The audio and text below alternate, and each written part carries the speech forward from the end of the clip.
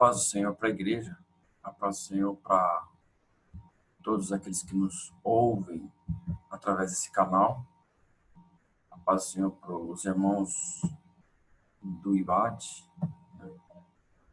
Nós vamos continuar aqui mais uma vez tratando do livro de teologia pastoral.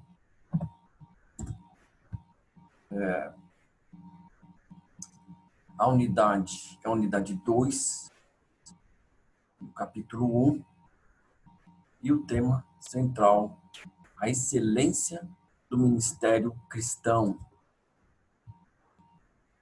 Nessa lição, nós vamos estar tratando, nós vamos estar falando a respeito da família do pastor,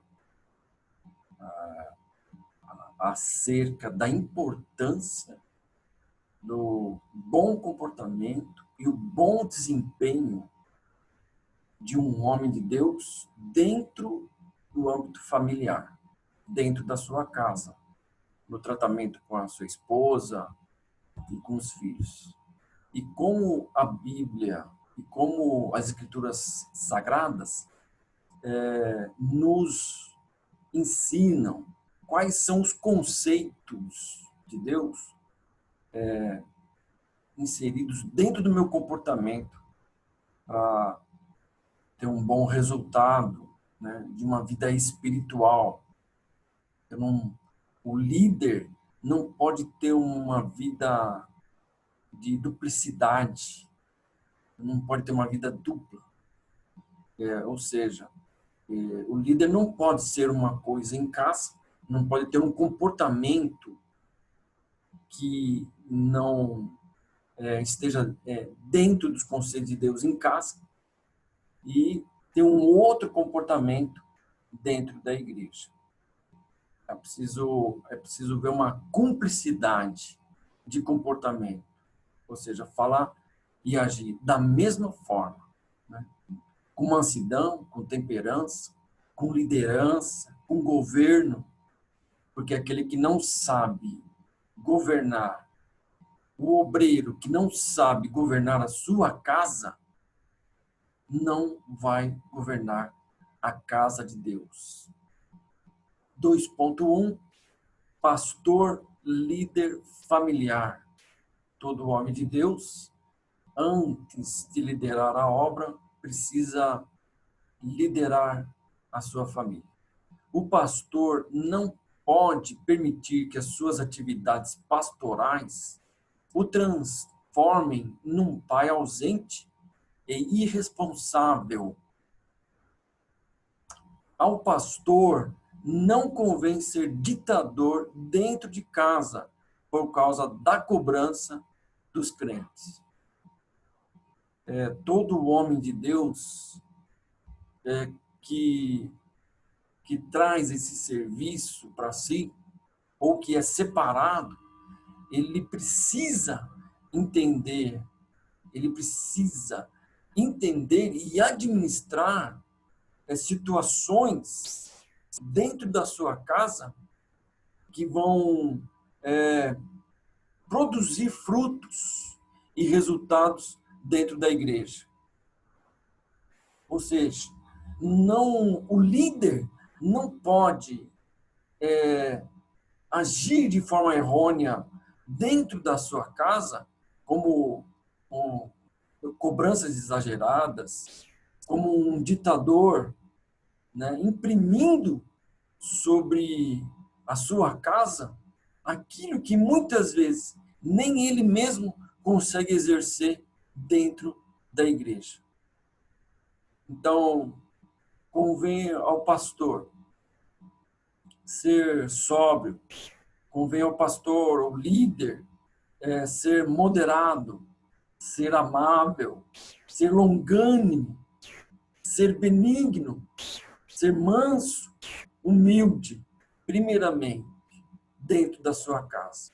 Você precisa expressar a pessoa, o perfil de Deus, o perfil do Mestre, o perfil de Jesus, dentro da minha casa. Se eu fizer isso, se eu conseguir desempenhar esse papel dentro da minha casa, eu vou fazer toda a obra de Deus com graça e com sabedoria. Casamento do pastor 2.2.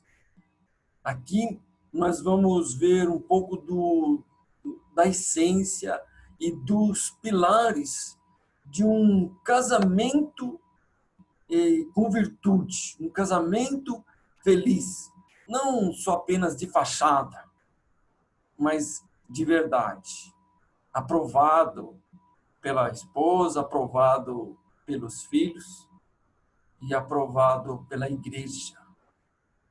Porque o homem de Deus, que é aprovado dentro da sua casa, ele é aprovado pela igreja. Uma das virtudes que vão tratar, que vão tangenciar um casamento feliz é a liderança e submissão. O pastor, o líder, ele precisa ter liderança. E liderança não está associada à ditadura, não é sinônimo de ditadura, não é sinônimo de cobrança. Liderança é sinônimo de condução, de orientação, é sinônimo de moderação, né? E submissão. O pastor, o líder, ou mesmo uma mulher de Deus, e depois nós vamos tratar um pouco mais à frente, que não sabem ser submissos, vão ter grande dificuldade de desempenhar um casamento próspero, abençoado e vão ter dificuldade de desempenhar as suas tarefas, né? A sua liderança dentro da igreja. Amor e reverência. É preciso ter o homem de Deus, o líder ou a igreja que não vive do amor e da reverência vai ter dificuldades em governar a obra de Deus. Entrega santa e afetiva. Eu preciso, como líder, entender isso a respeito da minha entrega à obra de Deus e da minha entrega à minha casa. Não é só obra de Deus. Porque quando eu estou entregando a minha vida para o Senhor, eu estou entregando em todas as esferas. Na esfera familiar, na esfera conjugal, na esfera financeira, na esfera ministerial. Unidade e intimidade. Todo casal líder, ele precisa entender a respeito, precisa firmar bem a unidade e a intimidade. Governo e provisão. O homem de Deus que governa, que tem virtudes, que guarda os conceitos, a sabedoria da palavra, ele vai ser o governo e a provisão da sua casa e do seu casamento. Falando ainda da virtude de um casamento, vai tratar a respeito da monogamia, né? O homem de Deus, ele precisa ser reservado, ele precisa ser guardado. E a palavra de Deus, ela aponta, nos ensina a respeito da monogamia, ou seja, um só casamento. Satisfação sexual com entendimento dentro do casamento. Muitas vezes, a liderança, muitas vezes o líder, ele precisa desempenhar bem o seu papel na sua vida íntima, na sua vida sexual, porque senão ele pode ter aberturas, ele pode ter e fazer acontecer decepções. E com isso vai fragilizar e isso pode afetar a sua vida ministerial. Então, a vida saudável, a vida sexual de um pastor deve ser saudável, de um líder, deve ser com interação, deve ser com graça. Sentimento mútuo. É preciso que haja sentimento mútuo, ou seja, cumplicidade, desculpa. É preciso que haja essa cumplicidade sobre a vida de um casal, na vida de um casamento de um pastor. Indissolubilidade é muito importante isso. A indissolubilidade. O pastor, o líder, precisa lutar por isso, guardar isso, esse conceito no seu casamento. Honra e pureza. A Bíblia, ela expressa a respeito da santidade, do comportamento do homem de Deus e a respeito da sua santidade. E um dos ingredientes, um dos pilares para a santidade é a honra e a pureza. E precisa estar inserida dentro do casamento de um líder. Casamento do pastor, ainda no 2.2, vamos falar sobre as seduções de um casamento.